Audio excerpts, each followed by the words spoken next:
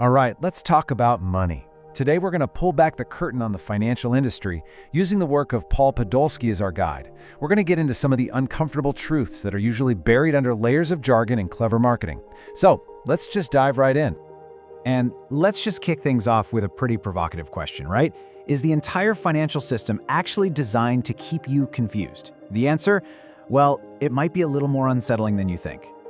To really get why, we first have to understand how the industry is built from the ground up. You see, it's all founded on a fundamental conflict of interest, and that conflict shapes pretty much every single piece of advice you're ever going to get. And here it is, the heart of the matter. The financial industry makes its money from you, not for you. Their main goal isn't to make you wealthy, it's to generate fees. And once you really truly let that sink in, it changes how you see every single interaction you have with them. I mean, think about it for a second. Why does investing always seem so ridiculously complicated? It's because complexity creates confusion. And you know what? Confused customers are profitable customers. When you feel totally overwhelmed, you're way more likely to just pay someone else to deal with it all, and that just generates more and more fees for the system. Okay, so these fees, do they really matter that much? Oh, you have no idea. A seemingly tiny 2% annual fee, which, by the way, is pretty common, can eat up a staggering 30% or even more of your lifetime investment returns. Let me show you what that actually looks like. Okay, take a look at this. This chart shows the raw, destructive power of fees over time. That tall bar on the left, that's your potential wealth with really low costs. And that much shorter bar on the right, that's what you're left with after those small 2% fees have been quietly compounding year after year. That huge gap between them, yeah, that was your money. It's gone. That's the real price of all that complexity. So, you might be asking, how on earth do they justify charging so much? Well, they sell you one powerful word: expertise. But here's the second uncomfortable truth. Most of the time, that expertise is a complete myth. You see, there's this massive canyon between financial marketing and reality. The industry loves to sell you this myth of the genius stock picker who can outsmart everyone. But the data is crystal clear. Somewhere between 80 and 90% of these highly paid professionals fail to beat a simple, cheap index fund over the long run. You are literally paying more money for worse results. So how do they keep selling this myth? Easy. They lean hard on what's called the past performance illusion. They'll flash a chart in your face showing a fund that did amazing last year. But here's the dirty little secret. Most of that success is just pure random luck. It's not skill. Chasing last year's winners is probably one of the most common and most expensive mistakes an investor can make. Okay, but it's not just the industry that's the problem. Here's another uncomfortable truth. Our own brains are often our worst financial enemies. And the industry, well, they know this, and they use our own psychology against us. And we all fall into these traps. Take loss aversion. You know that feeling?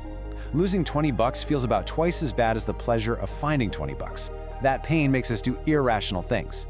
Then there's the herd mentality, that little voice screaming at you to buy when everyone else is buying, and panic sell when the market drops. And of course, there's present bias, which makes it so hard to save for a future self that feels like a total stranger. So, here's the bottom line. Before you can beat the system, you have to beat the enemy inside your own head.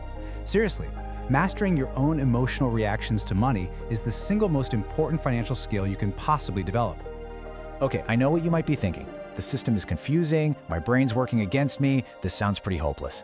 But it's not at all. In fact, the solution is almost laughably simple. Taking back control really just boils down to a clear 4-step path. First, to fight those fees, you become obsessed with minimizing costs. That means low-cost index funds. Second, to beat your emotional brain, you automate everything. You take yourself out of the equation. Third, to avoid the expert myth, you stop trying to find the next hot stock and instead focus on your overall mix of stocks and bonds. And finally, you get smart about taxes by using accounts like a 401k to keep more of what you earn. It all comes down to this one simple philosophy. Just forget the complex products and the so-called secret strategies. When it comes to investing, simple and boring almost always wins against complex and exciting in the long run. Okay, so we know simple is the answer. But how do we actually put that into practice while we're still living in this crazy, complex financial world? Well, it's all about becoming a smart, informed consumer. So when do you really need help? Honestly, for most people, just doing basic retirement savings, a simple do-it-yourself approach is all you need. Professionals really start to become valuable when your life gets complicated, complex taxes, estate planning, that kind of thing. And if you do hire someone, you need to know these 3 magic words: fee-only fiduciary. It means they're legally required to act in your best interest, not just sell you stuff that gets them a bigger commission. And here are the big red flags, the things that should make you run for the hills. Anything promising high returns with 0 risk, it's a lie. Be super skeptical of products like whole life insurance being sold as an investment. And always, always ask if an advisor is a fiduciary.